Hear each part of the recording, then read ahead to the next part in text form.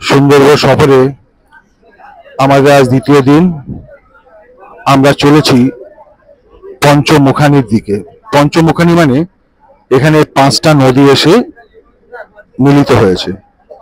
জায়গাটা এমন দেখলে আপনার সমুদ্রের মতোই লাগবে, কিন্তু এটা সমুদ্র নয়। এখান থেকে আরো একটু গেলেই তবে বে অফ বেঙ্গল পাওয়া যাবে।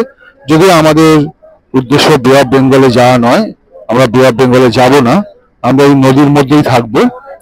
যাই হোক, এখন আমরা এই বিস্তীর্ণ বিশাল জলরাশির মধ্যে দিয়ে এগিয়ে যাচ্ছি। আমাদের নৌকোর মাথাটা দেখা যাচ্ছে সবুজ লাল।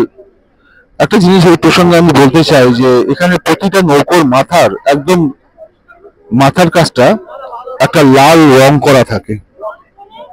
এইটা ওরা পুজো করে, যেহেতু ওরা মূর্তি পুজো করতে পারে না নৌকোর মধ্যে, বা যে কোনো ওদের অসুবিধা আছে, প্রতি নৌকো এখানে বিশ্বকর্মার পুজো হয়, তাই জন্য ওই জায়গাটা এদের কাছে খুবই গুরুত্বপূর্ণ। এবং যখন পর্যটকরা নৌকো থেকে নামেন বা ওঠেন, ওদের স্ট্রিক্ট নির্দেশ আছে যে ওর উপর পা দেওয়া যাবে না। পা দিলে ওরা ভীষণ রাগারাগি করে, কেননা ওই অংশটা ওরা ভগবানের স্থান বলে মনে করে। এছাড়াও নৌকোর মধ্যে ওর পেছন দিকে এই যে 4টে লাল লাল অংশ দেখা যাচ্ছে, এর উপরে ওরা বসতে দেয় না। ওদের একটা বিশ্বাস, বলুন ধর্ম বিশ্বাস, এইটা আছে।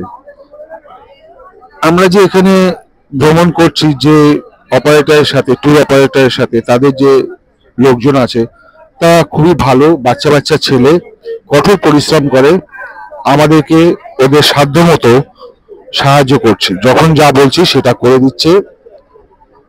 এই অবস্থার মধ্যেও যে ওরা আমাদেরকে খাবার দাবার দিচ্ছে, সেটা কিন্তু সত্যি ভালো। চারিদিকটা দেখুন, একটা দিকে ম্যানগ্রোভের বনভূমি দেখা যাচ্ছে, আর একটা দিকে কিছুই দেখা যাচ্ছে না।